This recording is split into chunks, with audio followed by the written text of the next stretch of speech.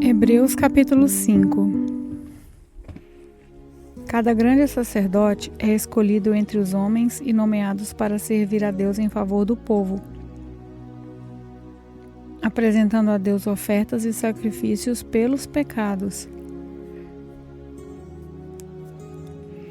Como ele próprio tem as suas fraquezas, pode ter paciência com os ignorantes e com os que cometem erros. E porque ele mesmo é fraco, precisa oferecer sacrifícios não somente pelos pecados do povo, mas também pelos seus próprios pecados. Ninguém escolhe para si mesmo a honra de ser grande sacerdote. É somente pela vontade de Deus que um homem é chamado para ser grande sacerdote, como aconteceu com Arão. Assim também Cristo não tomou para si mesmo a honra de ser grande sacerdote. Foi Deus quem lhe deu essa honra, pois lhe disse: "Você é o meu filho, hoje eu me tornei o seu pai." Em outro lugar, as Escrituras Sagradas, ele também disse: "Você será sacerdote para sempre, na ordem do sacerdócio de Melquisedeque." Durante a sua vida aqui na terra, Cristo, em voz alta e com lágrimas, fez orações e súplicas a Deus, que o podia salvar da morte, e as suas orações foram atendidas porque ele era dedicado a Deus. Embora fosse o Filho de Deus, ele aprendeu por meio dos seus sofrimentos a ser obediente. E depois de ser aperfeiçoado, ele se tornou a fonte da salvação eterna para todos os que lhe obedecem. E Deus o nomeou grande sacerdote, na ordem do sacerdócio de Melquisedeque. Temos muito o que dizer a respeito desse assunto, mas por que vocês custam a entender as coisas? É difícil explicá-las. Depois de tanto tempo, vocês já deviam ser mestres, mas ainda precisam de alguém que lhes ensine as primeiras lições dos ensinamentos de Deus. Em vez de alimento sólido, vocês ainda precisam de leite. E quem precisa de leite ainda é criança e não tem nenhuma experiência para saber o que está certo ou errado. Porém, a comida dos adultos é sólida, pois eles, pela prática, sabem a diferença entre o que é bom e o que é mau. Hebreus capítulo 6. Assim, vamos em frente a fim de chegarmos ao ensinamento de adultos, deixando para trás as primeiras lições da mensagem de Cristo. Nós não vamos colocar de novo as bases dessa mensagem, isso é, a necessidade de abandonar uma vida inútil e de crer em Deus. O ensinamento a respeito dos batismos e da cerimônia de pôr a mão sobre os cristãos e a ressurreição dos mortos e o julgamento eterno. Vamos em frente. E, se Deus quiser, é isso que faremos. Como é que as pessoas que abandonaram a fé podem se arrepender de novo? Elas já estavam na luz de Deus. Já haviam experimentado o dom do céu e recebido a sua parte do Espírito Santo. Já haviam conhecido por experiência que a palavra de Deus é boa e tinham experimentado os poderes do mundo que há de vir. Mas depois abandonaram a fé e é impossível levar essas pessoas a se arrependerem de novo, pois estão crucificando outra vez o Filho de Deus e zombando publicamente dele. Deus abençoa a terra que recebe a chuva, a qual muitas vezes cai sobre ela e produz plantas úteis para aqueles que trabalham nela. Mas a terra que produz mato e espinhos não serve para nada.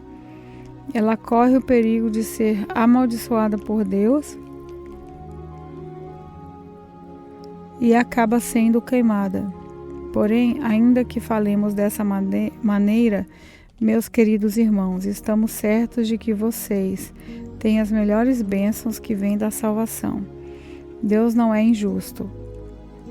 Ele não esquece o trabalho que vocês fizeram, nem o amor que lhe mostraram na ajuda que deram e ainda estão dando aos seus irmãos na fé.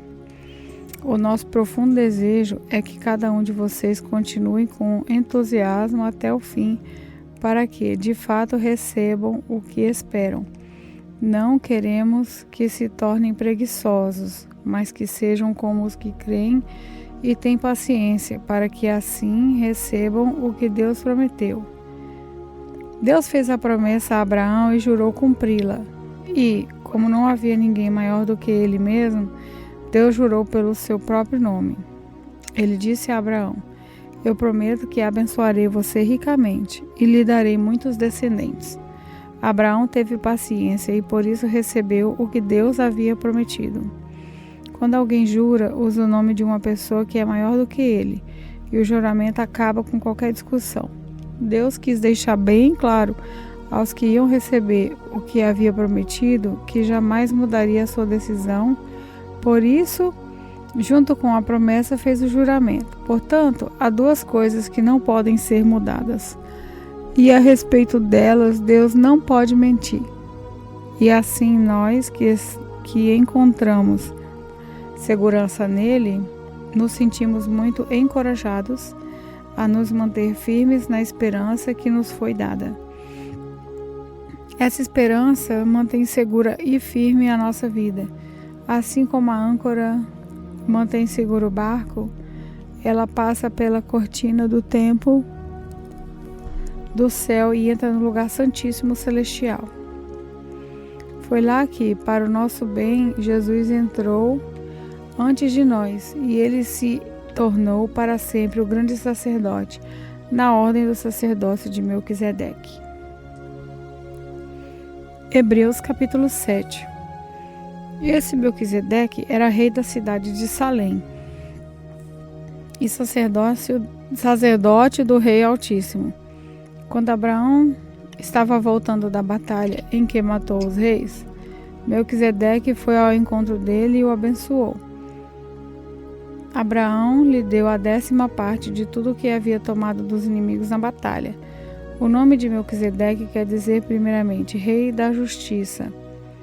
E porque ele era rei de Salim, o seu nome também quis dizer Rei da Paz. Não se conhece o pai, nem a mãe, nem qualquer antepassado de Melquisedeque. E também não se sabe nada sobre o seu nascimento e sobre sua morte.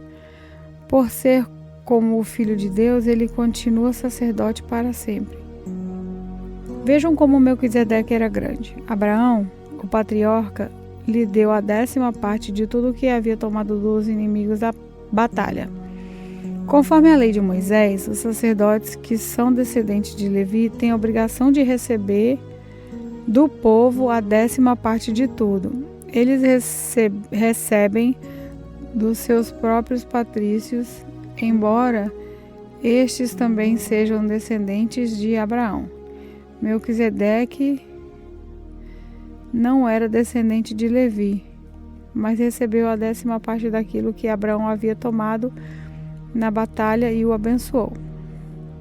Sim, abençoou o próprio Abraão, que havia recebido as promessas de Deus. Não há dúvida de que aquele que abençoa é mais importante do que aquele que é abençoado. No caso dos sacerdotes, a 10ª parte é recebida por homens que um dia vão morrer. Mas no caso de Melquisedeque, como dizem as Escrituras Sagradas, a 10ª parte foi recebida por alguém que continua vivo. Portanto, quando Abraão pegou a 10ª parte, Levi, cujos descendentes recebem a 10ª parte, também pagou. Pois Levi não tinha nascido e, por assim dizer, ainda estava no corpo do seu antepassado Abraão, quando este se encontrou com Melquisedeque.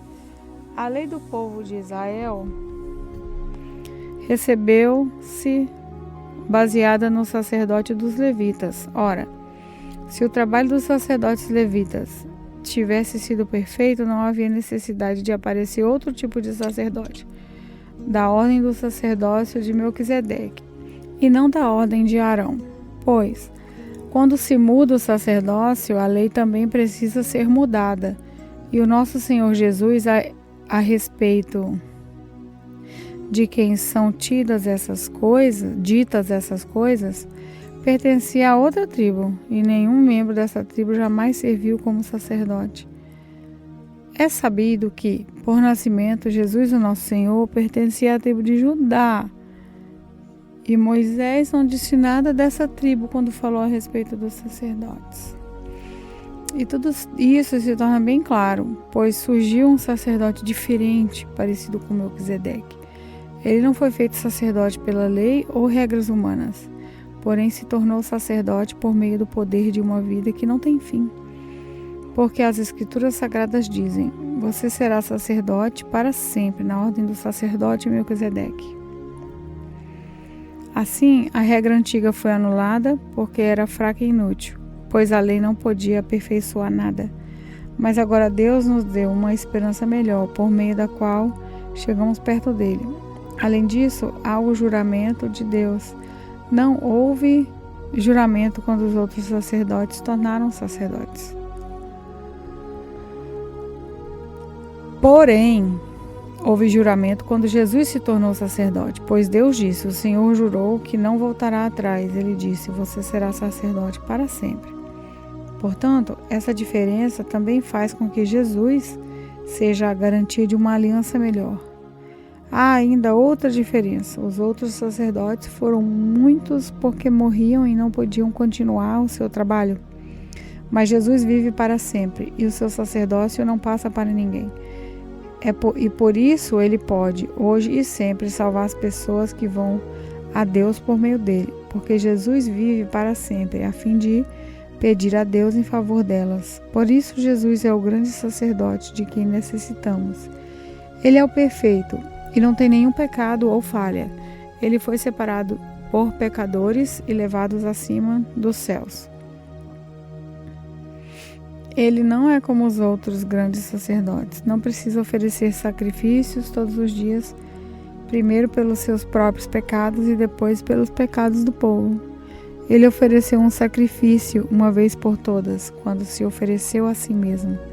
A lei de Moisés escolheu homens que são imperfeitos para serem grandes sacerdotes, mas pelas promessas feitas com o juramento, a qual veio depois da lei de Moisés, Deus escolhe o Filho que se tornou perfeito para sempre.